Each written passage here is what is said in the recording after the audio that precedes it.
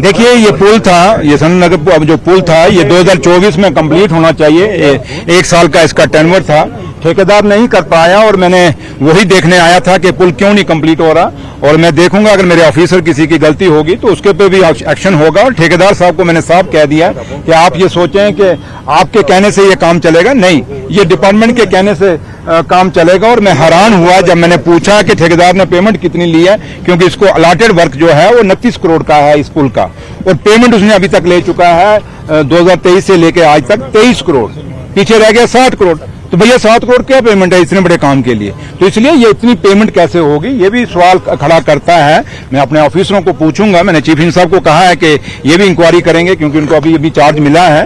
तो इसलिए मैं अपने ऑफिसरों को, मैंने चीफ इंजीनियर साहब को कहा है इसकी इंक्वायरी करें, ये पैसा इतनी पेमेंट कैसे होगी, और वर्क डन जो हुआ है वो भी पूरा कैलकुलेट करें कि क्या इतना काम हुआ है जितनी पेमेंट हुई है। ये चीजें सारी नोटिस की जाएंगी और जो इसने टारगेट मिस किया है इसको पेनल्टी लगाएंगे। और अगर ये काम नहीं कंप्लीट करेगा, अब 15 नवंबर तक टाइमिंग हमने दे दी है इसको, और 15 नवंबर को नहीं करेगा तो इसको ब्लैकलिस्ट करेंगे और हम अपना काम इसको कंप्लीट करेंगे। फ्लाईओवर है उसमें क्रैक्स हुए थे, उस पर इंक्वायरी चल रही है। अब जब मैंने इंक्वायरी बैठा दी, वहाँ कमेटी है तो वो अपना जवाब देगी। रीऑर्गेनाइजेशन एक्ट जो हाल में उसमें अमेंडमेंट हो रही है पार्लियामेंट में, या बाकी जो भी चीजें हैं यूनियन टेरिटरीज को लेकर, उस सारे मामले को आप कहाँ देखते हैं? क्योंकि लोग तो तवक्को कर रहे थे कि देखिए ये लोग क्या पूरा हिंदुस्तान तवक्को कर रहा था। ये जो आज ये मसला स्टेट का, जम्मू कश्मीर का दर्जा और स्पेशल स्टेटस का दर्जा जो जम्मू कश्मीर का है, ये जम्मू कश्मीर की बात नहीं रही, ये पूरा देश देख रहा था। दुनिया में जहां जहां लोग बसते हैं, हमारे जो हमारे सपोर्टर हैं, वो लोग उम्मीद कर रहे थे कि 15 अगस्त को ऑनरेबल प्राइम मिनिस्टर साहब जम्मू कश्मीर को तोहफा देंगे।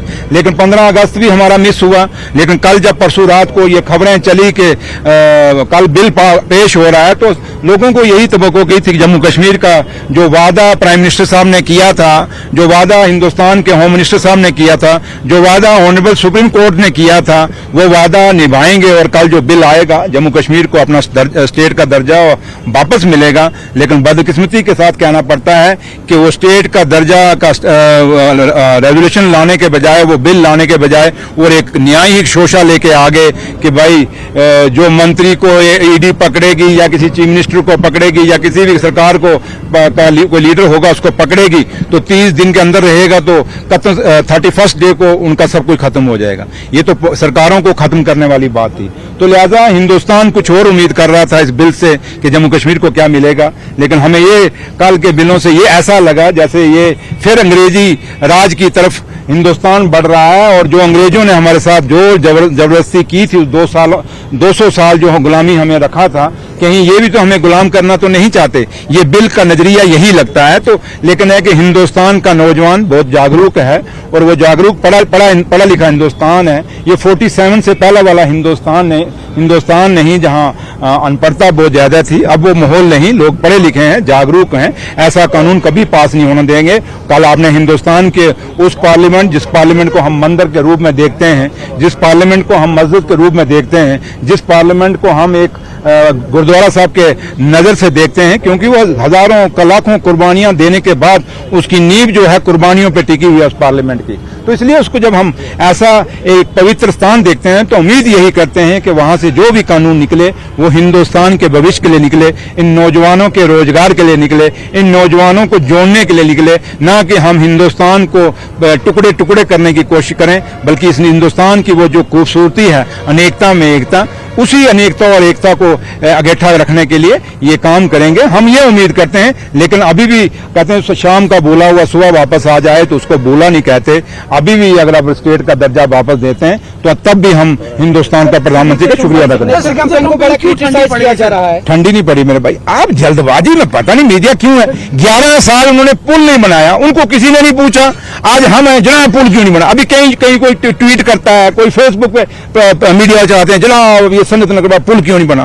वो भैया 11 साल का तो उनको साफ पूछो, ये 11 साल के कोटे में है ना, हमारे कोटे में तो नहीं है। लेकिन जब से मैं आया हूं, आप देखें उमर अब्दुल्ला सरकार आई है, उमर साहब ने हुकूमत संभाली है, आज काम फास्ट हुआ या नहीं हुआ, ये आप खुद देख रहे हैं। ये हमारी तारीफ करिए। हाँ, यही बात जहां तक है, अभी 15 अगस्त आज कितनी है, आज मेरे ख्याल 20 है, 21, तो 6 दिन में आप कहते हो क्या हुआ सिग्नेचर कमेंट का।